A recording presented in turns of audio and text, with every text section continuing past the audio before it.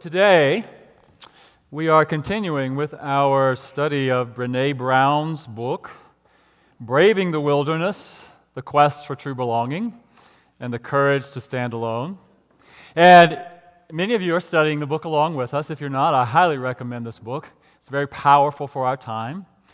And she talks in the book about what is going on in our world today, what's happening around the dissension and the polarization, the tension that we're experiencing around us today. And with the election coming up, we're experiencing it even more, like in our faces, aren't we? All of this energy. But she talks about that, and she talks about some of the solutions to that. What do we do about that? How can we respond to that in more powerful and loving ways? And it's a very powerful book. But what she's talking about really is what is a pervasive energy of fear. And what's happening is that our politicians, our elected officials, and those who want to be elected officials are tapping into and really ratcheting up the fear.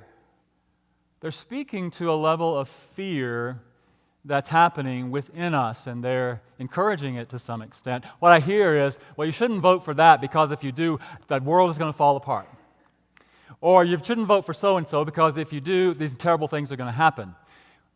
Rather than focusing on the positive, what's good about me, what's good about this other side. So it's this pervasion of fear. And the fear really is, from our spiritual understanding, caused from our belief that we're separate, that we're alone, we're scared, we're separate from God, we're separate from each other, and we have to fend for ourselves. And that's what Brené Brown talks about quite a bit in the book, is that we have sort of lost our connection to that. And what she says at the beginning of chapter 6, which is the chapter we're on, is very telling. She says, we're in a spiritual crisis. And the key to building a true belonging practice is maintaining our belief in the inextricable human connection. That connection, the spirit that flows between us and every other human in our world, is not something that can be broken. However, our belief in the connection is constantly tested and repeatedly severed. Our belief. When our belief that there's something greater than us, something rooted in love and compassion breaks, we are more likely to retreat to our bunkers, to hate from afar, to tolerate BS, to dehumanize others, and ironically, to stay out of the wilderness.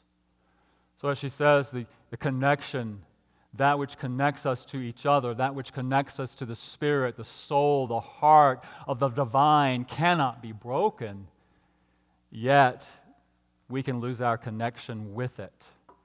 And that is really where fear is born. And that is the fear that we are seeing, witnessing, playing out in our world today. So what do we do about that? How do we respond to that? How do we not get so caught up in it on a daily basis? Well, one, we could just bury our head in the sand and not pay attention to any of it. That's what I'd like to do. But it still is in the energy field. We cannot escape it. It is a resonant field that we are in, and we have the opportunity to do something different. So what is the only solution?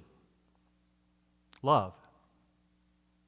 Love is the only cure, the only thing that is going to heal fear. Because in that love, fear does not have a way to be sustained. So, my advice to you today is like the old Nike slogan, just do it. So just be love, and I'm going to sit down now.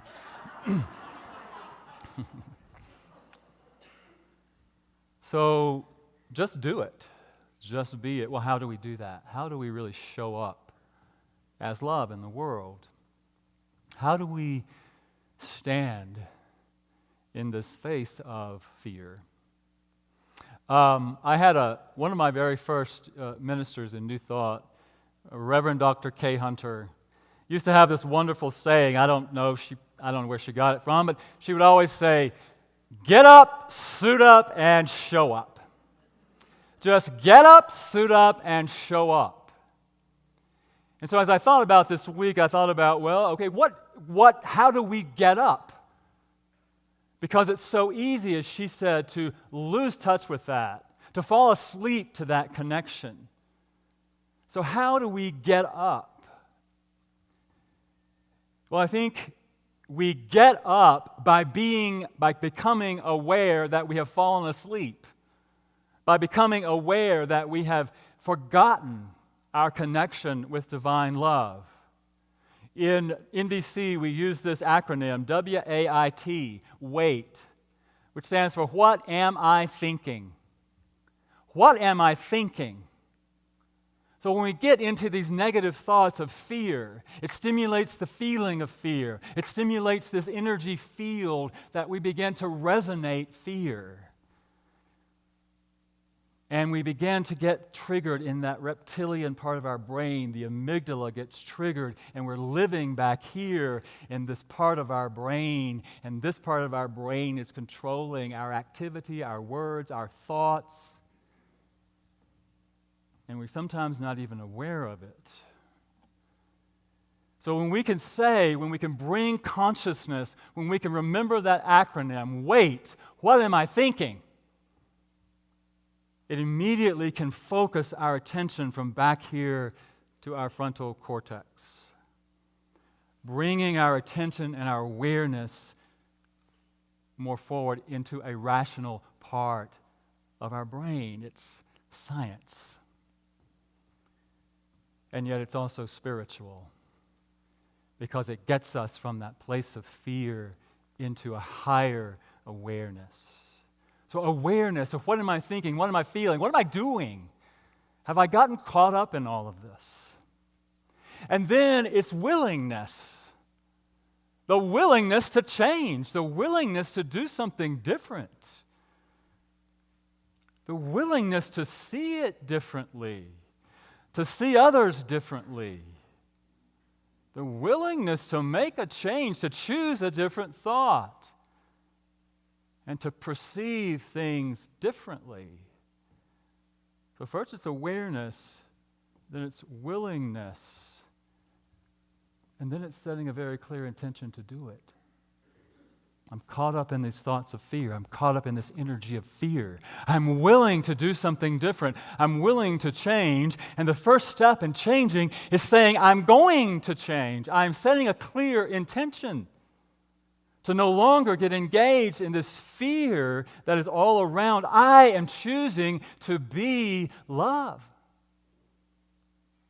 You may think that's simple. You may think, oh, that sounds very easy to do. But when you set a clear intention in your mind, in your heart, in your being, I believe that everything that is in harmony, in resonance with your intention, supports that intention. People that support your intention are drawn to your energy of that. It's like setting your radio dial. Many of you, if you were born when I was, know about radio dials, right? You tune it to a certain frequency. That's intention. My intention, I am tuning my dial to love. No longer am I going to be tuned in to fear. And when you set your tuner to love, guess what? All of those radio frequencies, all of those frequencies are attracted to you, and you become the transmitter of those frequencies. So be aware. Be aware. Check in with yourself. Be willing to do it differently and set a very clear intention. That's how we get up. How do we suit up? I hesitate to get into this because of the time, but I'm going to do it anyway. So, so if you need to leave, please feel free. I don't want you to feel like you're trapped. I was reminded of this scripture, actually, from Paul's letter to the church at Ephesus in chapter 6. And just bear with me for those of you who have some allergies to some of the biblical terminology, because I do too. But just listen to what Paul says. This is the New Revised Standard Version. He says, "Put on the whole armor of God, so that you may be able to stand against the wiles of the devil." Now, we don't believe in the devil, so don't go there. "For our struggle is not against enemies of flesh and blood, but against the rulers, against the authorities, against the cosmic powers of this present darkness, against the spiritual forces of evil in the heavenly places. Therefore, take up the whole armor of God, so that you may be able to withstand on the evil day, and having done everything to stand firm. Stand therefore, fasten the belt of truth around your waist, and the breastplate of righteousness. As shoes for your feet, put on whatever will make you ready to proclaim the gospel of peace. With all these, take the shield of faith with you, which you will be able to quench all the flaming arrows of the evil one. Take the helmet of salvation and the sword of the Spirit, which is the word of God. Pray in the Spirit at all times, in every prayer and supplication. To that end, keep alert and always persevere." What does that mean for us?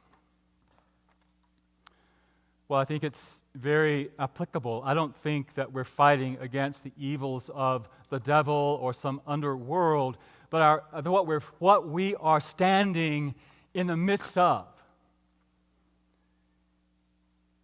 is a consciousness of separation, a consciousness of fear,